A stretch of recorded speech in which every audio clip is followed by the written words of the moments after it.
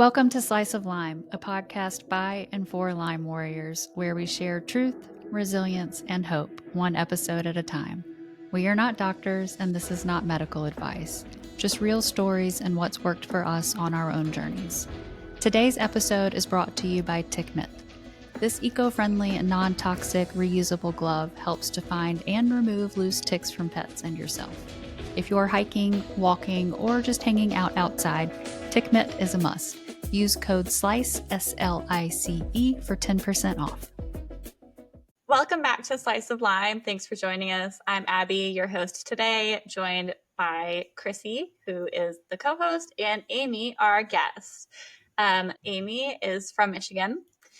Amy and I met on TikTok in 2022 when I accidentally sent her the little waving suggestion thing in the TikTok messages. And that's literally how we became friends. And we bonded over our shared experiences with Lyme and mold and co-infections. And actually, we met in 2024. So that was really cool. But Amy was bit by a tick in 2010 while beekeeping. Her symptoms began about 4 years later. She had years of misdiagnoses. Symptoms worsened in 2021 with COVID, and that's when she began treating Lyme and mold, eventually turning to holistic health, started treating mold again in 2023, but has learned to manage symptoms through things like gut health, nervous system regulation. Amy has opened her own coaching business, health coaching business in 2025. So Amy, I feel like I'm just kind of chatting you up over here. You told my whole story. Okay, bye. Yeah, end of episode. You're welcome. No, tell us what it was like. First of all, I'm actually curious. I have a lot of thoughts here. I'm curious about beekeeping and the exposure to ticks while you were doing that and kind of where this all started. Yeah, so that was crazy. In 2010, I was beekeeping out in Wisconsin, and we were doing pollinating contracts for the cranberries over there. And if you have ever been in a cranberry bog, you will know that they are literally covered in ticks, like covered. So there was not a day that went by that I did not have a tick on me. But it was 2010. I'm in my early 20s. I had no idea, first of all, like how bad Lyme was. I thought that if you got Lyme disease, it was a 2-week course of antibiotics and you'd be good to go. So I was like checking my body like for rashes, and that was it. I would pull ticks off me every single day. It sounds so naive and so crazy, but that was my experience at the time. I had no idea. I'm curious too, is there a reason why cranberries are like a breeding ground for ticks? They are just like short little bushes, and ticks just love them. I was covered every day, at least 3 or 4 ticks, and lots of them were the big old fat ones. Like now we cringe at that. Like we're like, oh my God, you did not. But that's what I did 15 years ago. And even wearing like a protective, because beekeeping, you are covered head to toe. They would get under the protective gear and get on your skin. Yeah. Yes, ma'am. I don't know if you've ever seen like those garbage bag holders that you put like little plastic bags in. We would wear those like on our sleeves so that we didn't want bees up there either. So that the bees couldn't crawl up there. But those ticks, like it didn't matter. They're flat. It did not matter. We would pull them off us every single day. Wow. Yeah. Wow. I feel like that's such a common thing. Like you don't know the seriousness or the significance of Lyme disease until you like learn it the hard way. So then you went 4 years without symptoms, and then what happened? I went 4 years without any symptoms, and I think it was like 2014, I started getting, anxiety that was not normal. So I want to clarify anxiety because it was not your normal, like, social anxiety. It was, well, first of all, it started out just like, well, this is like a weird feeling. I feel like something's wrong. Your body's like alerting you. And then it turned into like severe panic attacks over the years. I was having gut problems. But yeah, the severe panic attacks, like, I'm not kidding. Like, I would be on the bathroom floor, like, breathing into, like, a warm washcloth for some reason that was, like, calming to me, like, breathing into a washcloth. And I was like, this is not normal at all. So I started going to the doctor. And the doctor is just telling me it's anxiety. And I'm like, I never ever wanted to accept that that was just anxiety, because I was like, I was not like this. This was not happening. There's got to be a reason. And I always knew that it was my body like alerting me something. It was not anxiety. I always knew that was not a real diagnosis. I think that those of us who have experienced anxiety as a symptom know that it's just different. Like, it's not like there's a thought and then you're anxious. It's like you're anxious and there's no thought attached. It's like bodily somatic anxiety that's hard to explain. Yeah. And like it's I think, Amy, at one point you and I were talking about how prescription anxiety medication did not help you because that it wasn't the issue. So I never took prescription anxiety medication. I was offered Xanax multiple times, and I had anxiety about the anxiety medication. So I never took it. Yeah. I'm actually opposite. I was prescribed Xanax and took it, and it helped slightly, but then eventually made it worse because then you become almost like dependent on that. But yeah, the anxiety, I could relate to it too. It just comes out of nowhere. You're not anxious about anything. And then you feel like you can't breathe or move or do anything because it's full body, like panic attack over nothing. Right. So you're Well, there were times, and like I said, it was gradual, but there were times that it eventually got to the point I would go to the emergency room and I thought I was dying. I mean, my heart was literally racing. It's a physical symptom. And they're like, well, anxiety can cause physical symptoms. I'm like, you guys, that is not the same. And I'm like begging and pleading with all of these doctors for years and years. And just the only thing they could ever tell me after running all of these tests, of course, they didn't test for anything like Lyme or mold or anything like that. The only thing they could tell me was that I had anxiety, and I just knew it wasn't true. Did you experience any other physical symptoms, like as your health was declining over those 4 years, aside from the anxiety, that you were like, this is abnormal? Yeah, it turned into like head burning, where I was like severely fatigued all the time. I had head pressure. Like, it just kept getting worse and worse. So I just wanted to mention too, because I did get the Lyme. 4 years later, all of this stuff started happening, and I wasn't aware of it at the time. But I, looking back, I realized like I had hit my head, so that was like a traumatic, physical blow. And then I was most likely living in a moldy trailer at the time, and I also had severe amounts of stress.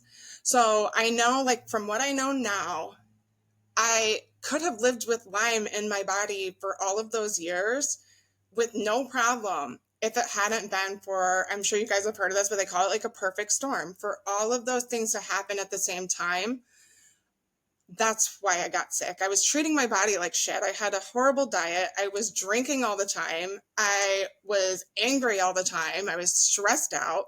All of those things had to come together in order for me to get sick and to continue to get sick. Yeah, I think that's a really common theme that we see.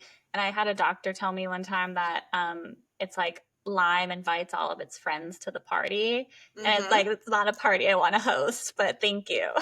Yes, Lyme loves to hang out with friends. It's never just Lyme. Right. I agree. I'm curious to know, in 2014, how were these symptoms impacting your daily life or your work? Well, in 2014, they weren't impacting me that much. So it just kind of got worse and worse and worse until about 2018. I remember we went on a camping trip with the kids, and I just had like a couple Mike's Hard Lemonades or whatever. My heart started like beating out of my chest to the point where I was like, I really, again, thought I was going to die. There were many times I was like, I'm still alive. Like, I should have passed away. So I ended up, it was a holiday weekend. I think the next morning I went to the hospital after we had gotten back from our camping trip. And I was like, my heart rate at that time was 180. normal heart rate, resting heart rate is between, I mean, I think yours is actually lower, but mine was about 60 to 70 at the time. And it was 180. And so that's when they were like, oh, they did a bunch of tests at the emergency room. You do have hyperthyroidism, Graves' disease. And I was like, oh my gosh, that's the answer to all of my problems. It's been causing all of this. And I saw a specialist and they put me on methimazole. And my heart rate did like decrease for a little bit. But not all of those symptoms went away. And it was not the answer to everything. So what was your story from there? So they put you on that, you maybe treated for a few years and then went back because your symptoms. I treated hyperthyroidism from 2018 until 2021. And I was still having symptoms, but they were not like my heart rate had gotten a lot better. So, and I did change up my diet during that time, because even with whatever Graves' disease, you're supposed to change your diet just like any other autoimmune. So I did change my diet and I was on the medication. So my heart rate and stuff got better, but I was still having the burning head, tinnitus. That was one of my first symptoms too. I think I failed to mention that, but tinnitus in my head. And it just was not going away. And then in 2021, I got COVID. And that's when it really hit. That's when all of these symptoms started getting horrible and new symptoms started happening. I was getting blurry vision. It was hard to drive to work. I was getting panic attacks in the car. I think a lot of us have had driving anxiety where we can't even drive like 5 minutes down the road. Like, it was terrifying. My husband had to come to the grocery store with me. I did not want to not be accompanied in my vehicle. Like, this is not normal. And all the doctors are still saying, you're just anxious. Mm-hmm. And it's just so frustrating. Yeah.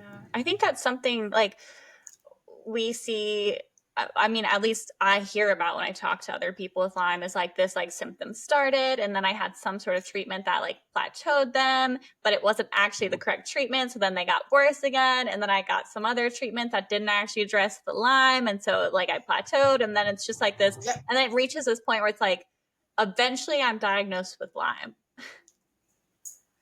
Yes. So after all of those symptoms happened, I started reading up and I'm like, what on earth is wrong with me? Because you ladies know, like, when you don't know what is going on, it is extremely terrifying. And we live in so much fear of like, am I going to be here tomorrow? Like, I thought I had a brain tumor. A lot of my symptoms were brain and head related. And so I just kept researching and I'm like, some of these symptoms are like Lyme disease. And I'm like, no, it couldn't be Lyme, because everybody with Lyme has joint pain and I didn't have joint pain. And so I kept kind of gaslighting myself out of the fact that I had Lyme at first. And then I was like, you know what?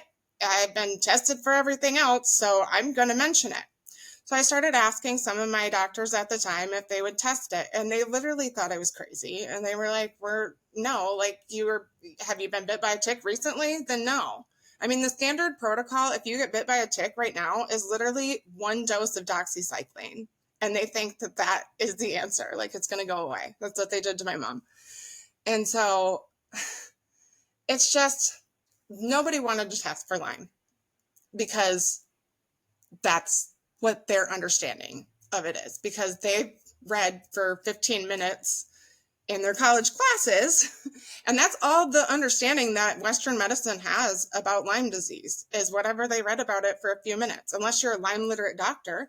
And I mean, I had no idea about those at the time, but they're thousands of dollars and a lot of people can't afford them. So I finally did find a doctor that was going to test for it, even though in her email she said, I don't think that's what it is, but I will, let you have the test. And I was like, cool, amazing. That's more than my other doctors have been doing. So I did that test and it came back 1 positive and 1 negative. And you guys know that is actually a negative in Western medicine, which makes no sense. It makes no sense. So she emailed me back and she's like, yeah, that's actually a negative. I'm like, that makes no sense. Why would there be 1 positive and 1 negative? So I ended up going to see a functional medicine doctor where they did better testing. And that ended up being 6 bands positive is what you have to have 6 positive bands on that test in order for you to be CDC positive. And then the health department called me, which I guess they're really supposed to do, but I guess they don't do that with everybody. But they called me and it was a whole thing. And yeah, here I am. So Amy, how many, because I feel like on average, most people see 5 doctors to 10 doctors over 2 years or whatever to get a diagnosis. So about how many doctors, because it seems like you went doctor to doctor to doctor. Do you feel like you had to talk to before you finally got an NP to say like, yes, I'll test you? I didn't count, Yeah. but I'm pretty sure it's somewhere between 20, 20 to 25-ish doctors, just seeing random people, making new appointments. And that includes specialists too. So I saw a neurologist, she's like, you don't have Lyme disease, none of those symptoms. She literally was like, none of those symptoms are from Lyme disease. And then she's like, I mean, I can offer you a spinal tap, but I was like, but I already have a positive test. And she's like, yeah, but the symptoms that you're describing don't fit with that. And I said, have you ever even met anybody with Lyme disease? And she goes, yes, I have, but they were all in wheelchairs. And I'm like, wow. Okay, sorry, I'm here walking. And it's so hard because so many of our symptoms are invisible. We look fine. I mean, sorry that, it's just kind of disappointing. A lot of us that are dealing with Lyme and co-infections have been essentially failed by Western medicine, unfortunately. And so you have to look outside of that to finally get the diagnosis that you've been searching for, because there are so many doctors that are like, yeah, that's not my purview or whatever. I mean, that happened to me with a neurologist where I asked about Lyme and he literally went threw his hands up and was like, yeah, I don't know anything about that. And I at the time I had that feeling because I was working with a naturopath who had said, we believe this is what you have prior to testing. So it's just unfortunate that you have to step outside of the regular Western medicine and or where you're getting maybe, standard pay, your primary care who is covered by insurance. You have to step outside of that and pay out of pocket to finally figure out what's wrong with you. Yeah, I spent thousands of dollars at the functional medicine doctor because they're not just testing for Lyme, they're testing for all your deficiencies and everything like that, because it is more of a whole body approach. And I thought that was the answer, but she still wanted to prescribe me doxycycline. And I mean, my bottle said 16 refills on that bottle. It was supposed to be basically a permanent thing. And I was like, this is I know what antibiotics do. That's going to kill my gut. And it did. Within a month of being on doxycycline, I was sick. And then I was reacting to food. I couldn't eat anything. My whole body was covered in bruises. It's just been such a crazy, crazy experience. It's really hard to go back that far. I don't think I've ever had to share my story in this capacity. I'll share it a little bit here and there or whatever, but it's really hard to go back that far and remember where you came from. And while I was so upset during that time, and it's not fair that everybody has to go through this, but I still think it's the reason why I do want to share my story is because I don't want other people to go through this. I want people to understand that Western medicine is not the answer, and you can save yourself all of that pain by going the natural route to begin with. That's how I feel anyways. Yeah. What speaks to me is you knew through these years, in your heart, that something wasn't right and that what the doctors were saying was not correct. And even though it's so hard to suss out, are we, are we really trusting our gut? Are we just really anxious? Are what the doctors are saying are true? Or my intuition is telling me there's something more. And so I feel it's this constant battle, and we have to trust that our gut and our body and our intuition needs to lead the way, because I think that's how a lot of us get our diagnosis. Yeah. And that's so funny because later on, like that is something I struggled with, because you have people telling you one thing and you're like, am I crazy? Am I crazy? And you're like gaslighting yourself, and but deep down, we all have some type of intuition. And I've always been intuitive and I've always been that way. It's just learning to listen to it better over the years. Yeah. Take me back to the doxycycline. You started reacting. What happened with the functional medicine doctor? Like what did you all end up doing? Did you take any more? Did you stop it? Because I think that was your start of turning to holistic health, was it not? Yes, it was. So a month after doxycycline, I went back there and I was like, I can't do the doxycycline. And I had switched to the Vital Plan Restore Kit, which is just a bunch of herbs. Dr. Rawls himself has been living with Lyme disease for I think like 15 to 20 years or something like that. And it just seemed like a good option. And I was like, I'm going to go the natural route and I'm going to see how that works. And she literally was like, because I wasn't purchasing like the stuff from their little store and doing that, she was like, you're on your own. And that was it. And I had given them thousands of dollars and she was like, literally threw her hands up, like, if you want to come back for like a glutathione IV, you can. And I was just like, I left there like, upset, because I'm like, I thought like we could work together. I thought maybe I could bring some like my herbs in and you could be like, okay, cool, here's where I can help you. But it was not like that. And we've talked about that before. Like, just because they're a functional medicine doctor and you think they have all the answers, they do a lot of the same things that regular Western medicine does. They are not the answer. And nobody really is the answer. Even naturopaths aren't the answer, because we are the answer. Like, that's how I feel. So how did you come to find Bill Rawls's Vital Plan? Were you now all of a sudden that you have Lyme disease and co-infections, and so you're like deep diving, researching, what do I want to do? What am I going to do for my body? Doxycycline is failing me at this point. So how did you come to the conclusion that this was the protocol that you wanted to try? And then I think you paired it with mold too, right? So how did you? Was that all of your own research? The mold was, and really, I mean, I think a lot of us in the beginning, we become obsessed with like fixing ourselves. Like, this is something we have to fix. I don't want to feel like this anymore. So we're constantly looking for like a quick fix. And so that's what I was doing, researching, scaring the shit out of myself. You really do need to be careful like what you're reading in the beginning, because you can literally make yourself worse just by reading some of this stuff. So I think the Vital Plan, I read something, some type of a study that said like, it worked for a lot of people and whatever. So I ended up doing that. But even with the Vital Plan, I did notice like I was getting better, but I was still not where I wanted to be. And so I did end up bringing in some like activated charcoal on my own, because my functional medicine doctor said that Lyme and mold don't go together. And I did my own research, and I did the activated charcoal on my own terms.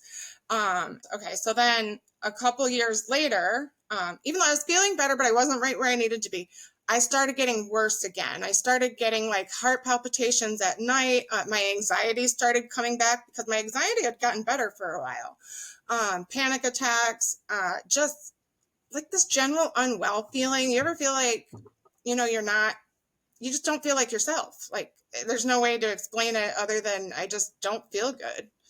And so, and I was having flu symptoms. So I ended up seeing another naturopath, and she guided me and into like a new diet. And it was more of like building your body up with nutrition. And, she was very good at like explaining that. And then she said I needed to treat mold again. I did not treat mold for long enough the first time. So that time I ended up staying on it for 8 months. And really during this time period, I'm feeling a lot better, but it still was not everything. And so that's when I discovered, well, I didn't discover. So I always knew like my stress, had a role in this, but I'd always tried to kind of like, because you have all these doctors saying you're just stressed out, you're just anxious. So I always tried to like ignore that, because I'm like, well, it's not stress, but that doesn't mean it's not a part of it. So it's not like it's the only thing that's causing your symptoms, but you can't ignore stress and emotions altogether because they are a huge part of it. And so that's when I started realizing like I needed to start figuring out about all of these emotions that I was storing in my body, all of this trauma, and all of these triggers that were triggering me in my everyday life. So was that, sorry, what timeline is this around? We're around like 2022, 2023, you had a regression and then... 2023, I had a regression and then I went to see a different naturopath and she helped me with my new diet and telling me to treat mold again and stuff like that. And then I had gotten more into the emotional and energetic type of healing. And was this through therapy? Was this through meditation? Like, how did you, I mean, a lot of us have done different modalities of trying to work through and process all of the trauma. And some of it's stored trauma from the Lyme and everything we experienced with like medical gaslighting from the Lyme. Some of it's just childhood trauma. So like, where did you find the best outlet for kind of working through the trauma? Yeah, so I did go to Reiki, which was helpful. I did some craniosacral work, but I also did quantum healing. And me and Abby have actually seen the same Dr. Mitch. So yeah, that was really great and opened my eyes to a lot of stuff. A lot of that stored trauma that you're not really aware of that you're carrying around in your body. And you're like, yeah, like he would just say things and you're like, yeah, like that was a thing. How did you know that? And then over the years, I've become better at identifying some of that stuff myself.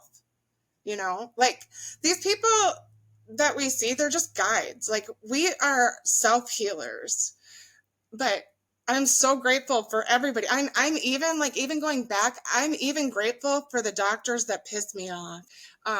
No, like it's not a good system. It sucks, but like at the point that I'm at in my life right now, I'm grateful for how it turned out because I would have never, ever appreciated where I am now had it not been for that.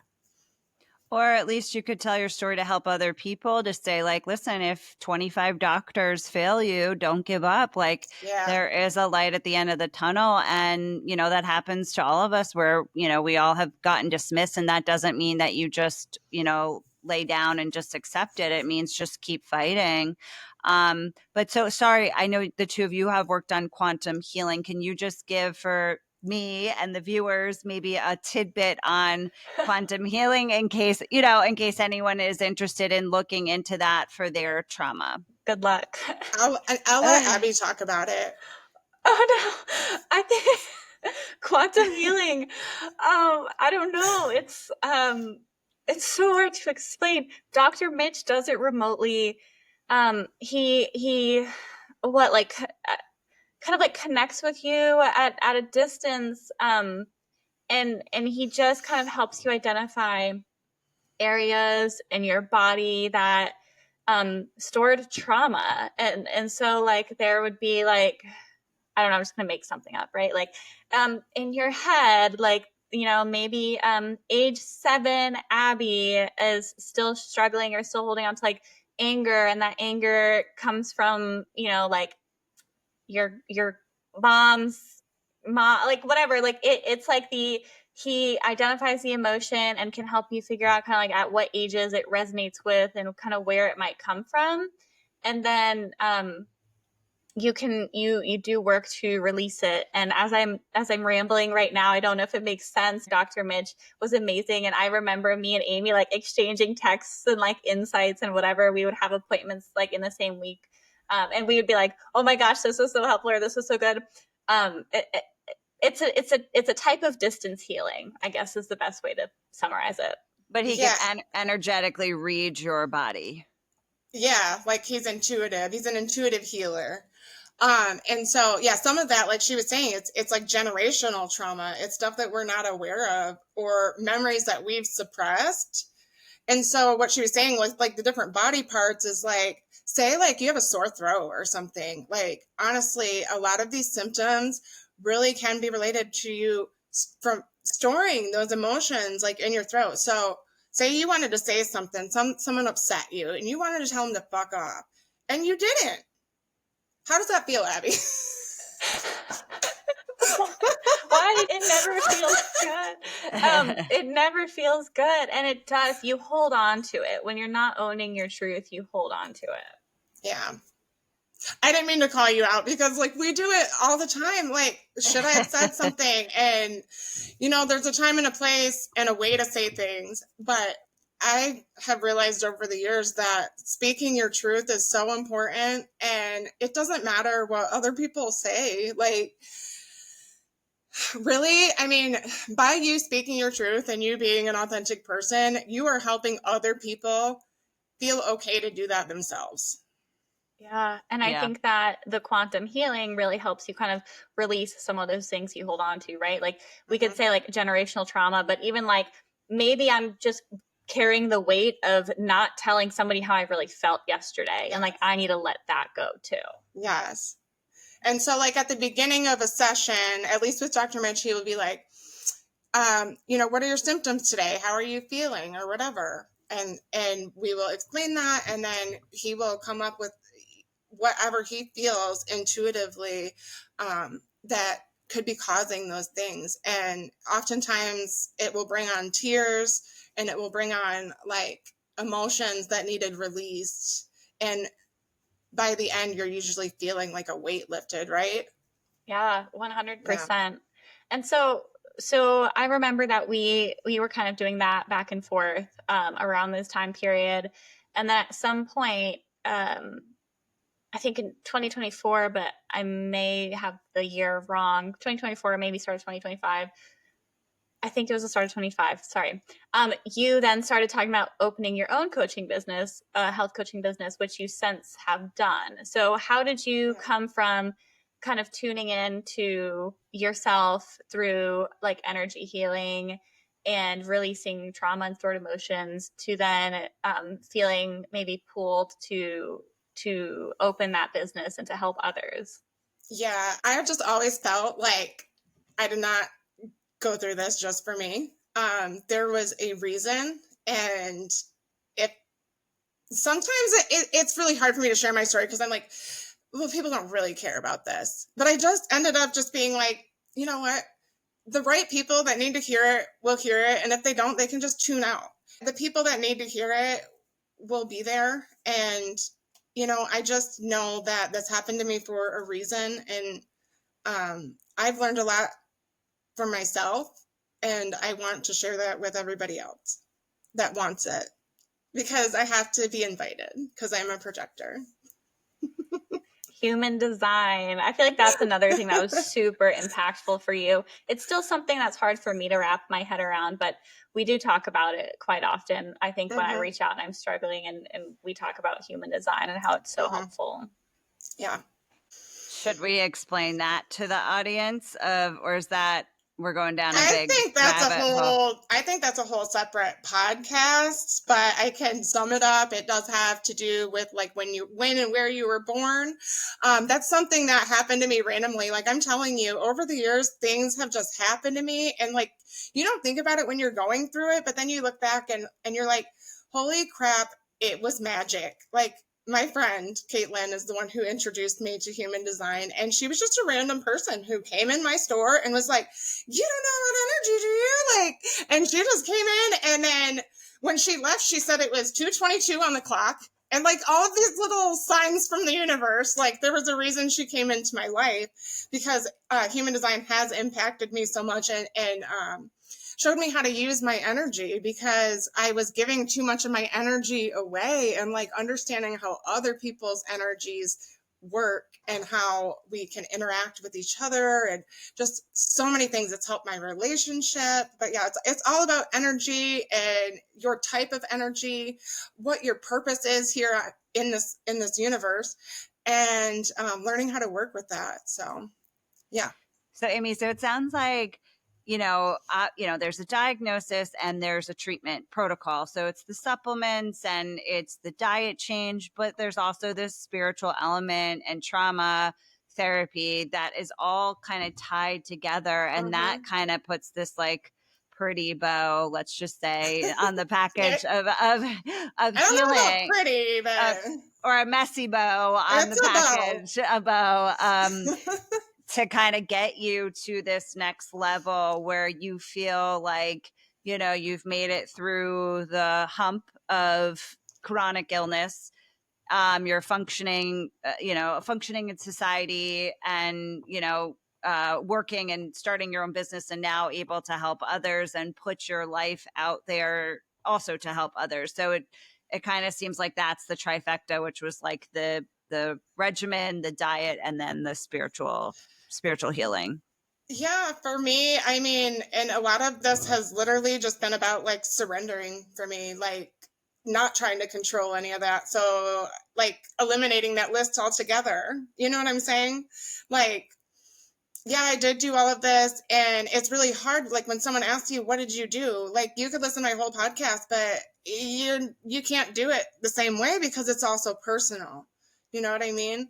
But I do believe I needed to incorporate the trauma healing and spirituality, which it's so funny because there's so many things in this healing journey that like 10 years ago, you're like, I never would have done that. Like I was an atheist. Like I had no belief in anything. And you kind of changed my mind on that whatsoever. And this whole experience has changed my entire life in ways that I could never imagine. Yeah. Yeah. So what would you, I know it's so hard to summarize this question here, so forgive me, but if you could give one piece of advice to somebody just starting their journey, what would you tell them? Yeah, this was so hard, like when you asked me to think about it, but if I could give one piece of advice, it would be to not claim Lyme disease, not claim that you have a disease, because healing is possible. And it's not about killing Lyme disease at all. Like, yes, you can take supplements to help you kill the Lyme, but it's really just about bringing that safety back into our bodies. And that's my advice for today, anyways. I love that. Finding safety. Yeah. Mm-hmm. Bringing safety into the body. I feel like that's so important. And Amy, I don't think this is the last time that listeners will hear from you, mainly because I know you and I can talk for hours, but I do quickly want to sing your praises. Like Amy has a wealth of knowledge on viewing the body as a system.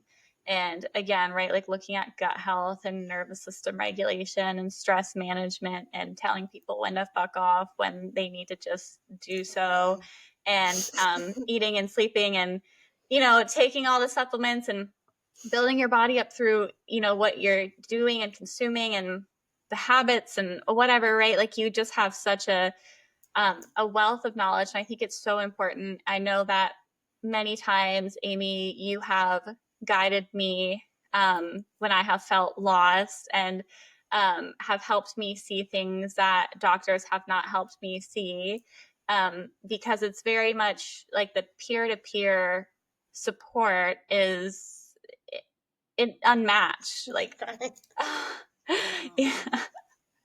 I know Amy and I have been through a lot together. And you've been there for me too. And Chrissy, like just watching you on TikTok, like everybody is so inspiring, and it's so important to have this community and have these friends that really understand where you came from.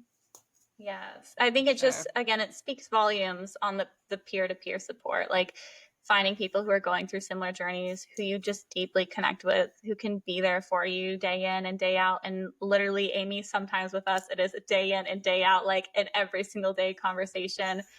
And I think that people just need that. We need to be reminded that we're not alone and there's a light at the end of the tunnel, and you have what you need within you. We all just need guidance and guides and a little support here and there.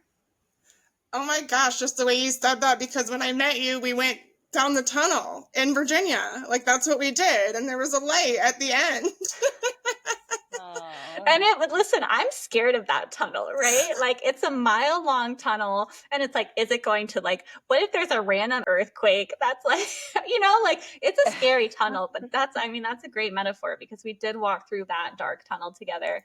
And, yeah, we did. And in Lyme, we've walked through a lot of dark tunnels, in life and in Lyme. That's that tunnel that goes like through the beach to Virginia Beach, right? No. We hiked the Blue Ridge Tunnel in Waynesboro, Virginia. Oh.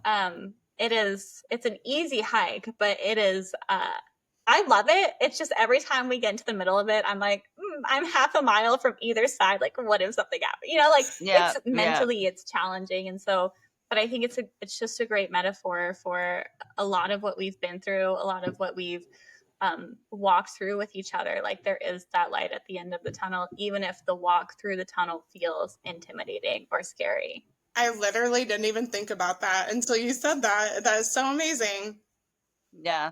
But also, like, your point to like finding community and, finding, even if it's that one person that you have found on social media that's also going through it. Because I think a lot of us find each other on social media because in your immediate community, nobody else has Lyme and is going through it. So you're like looking further out is like, who else is experiencing what I'm experiencing, and can I ask them those questions and they can ask me those questions, because who else do you talk to about it, and so I think that was a really nice point, that like, the two of you found each other and you were able to kind of for years be able to walk through this together. And so like finding that person that you feel like you can connect with and kind of help walk each other through it. So I think that's also a really nice message. And you just never know, like just posting your videos, just who you're going to help that day or who you're going to inspire to share their story too.